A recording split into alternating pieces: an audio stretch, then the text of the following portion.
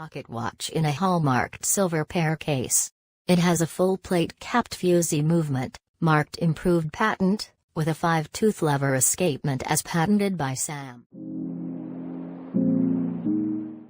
Behold, the portable timepiece, also known as the watch. But where did it come from? Meet Peter Henlein, born around Nuremberg sometime in the 1500s. Nowadays, not much is known about Henlein, except that he was probably a locksmith. In the 16th century, a locksmith was considered qualified to work on all sorts of mechanical devices, including the clocks of the time, which were notoriously unreliable. Most towns relied on the sun or church bells to keep track of time. As a result, time could vary greatly from one village to the next. That is, until Henlein sprung his invention on the world: portable timepieces with balance springs. Historians generally agree that while Henlein may not have invented the pocket watch, he almost certainly was the first person to regularly manufacture and sell portable watches.